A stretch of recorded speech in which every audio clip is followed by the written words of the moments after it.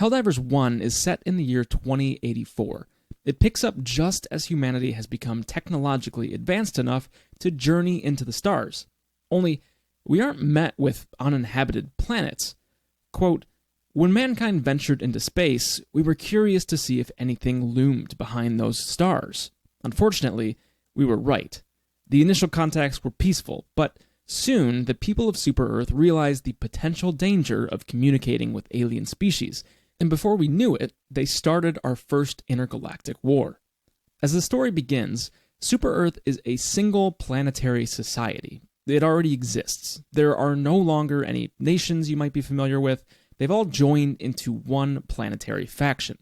For the reasons and the lores behind this, we'll have to dive deeper into the iceberg, but suffice to say, it was not an easy process, and any resistance to this movement was neutralized. Prior to the formation of Super-Earth, there was a great war. For all intents and purposes, think World War III. But this time, it got bad. Like, real bad.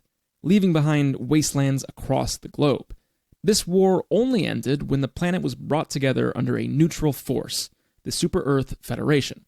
Supported by their armed forces, though some rebelled, it didn't last long, and eventually unified the planet under managed democracy, which we'll get into in a moment. There are 4 or 5 main factions in this conflict, depending on how you count them. First, Super-Earth, which includes the Helldiver soldiers that you fight as. It's a society that hands out ceremonial but functional M2016 Constitution bolt-action rifles on 16th birthdays, if that tells you anything about the society. Second, the Cyborgs, which, according to the Super-Earth government, so grain of salt, have become obsessed with the manipulation of their bodies and constantly seek to pervert the skin with machines that, according to them, gives them a higher meaning in life. Now, that's obviously some propaganda from Super-Earth, but essentially they're people that have machines integrated into their bodies, and they're cyborgs.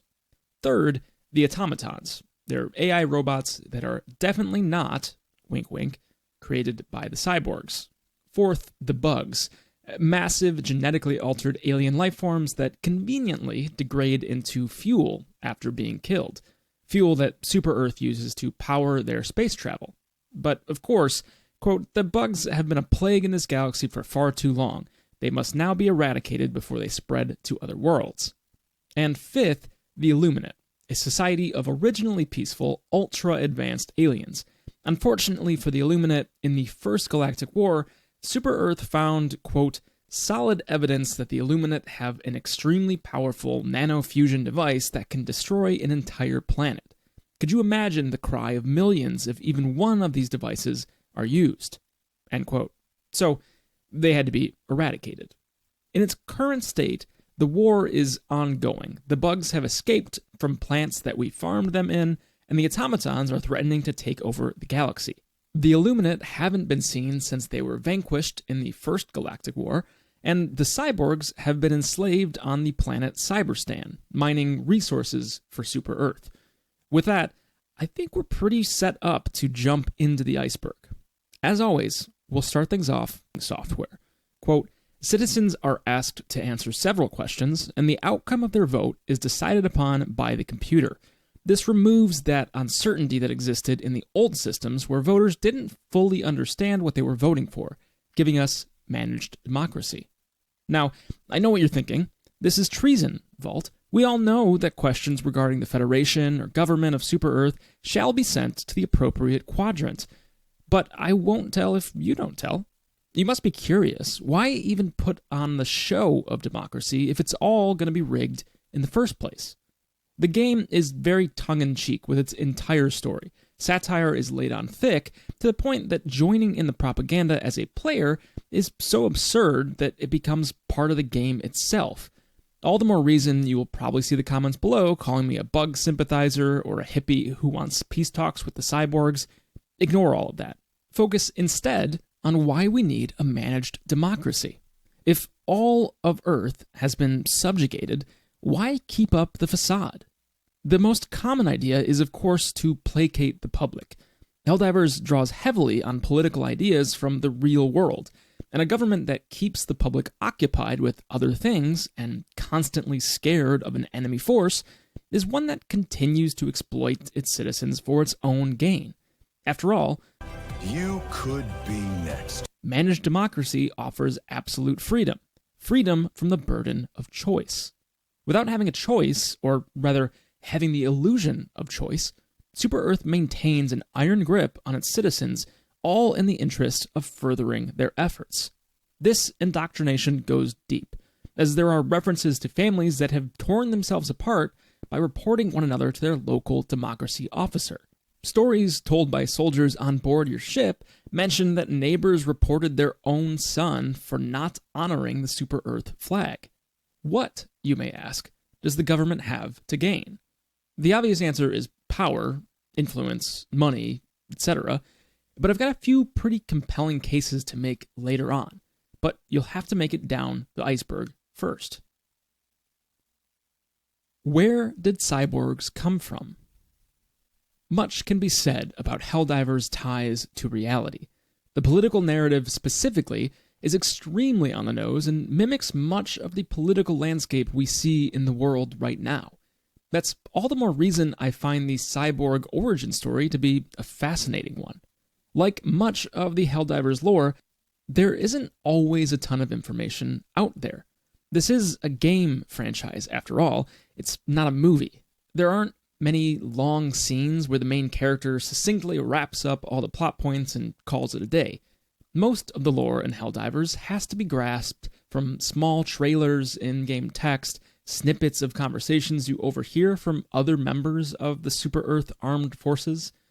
And the things you hear and read, they don't always line up, and they're not always from reputable sources. The creators of the game, Arrowhead Game Studios, refer to the cyborgs as a, quote, socio-anarchistic feudal society, something that sits on the complete opposite end of the spectrum from the pretty nationalist, fascist-type vibes you get from Super Earth. In fact, it's interesting because I would guess in most other games, you wouldn't be playing as Super Earth. You would be more likely playing as the cyborgs, the underdogs and rebels in the story, trying to take back Super Earth from an oppressive regime. So, how the cyborgs truly came to be, we don't know.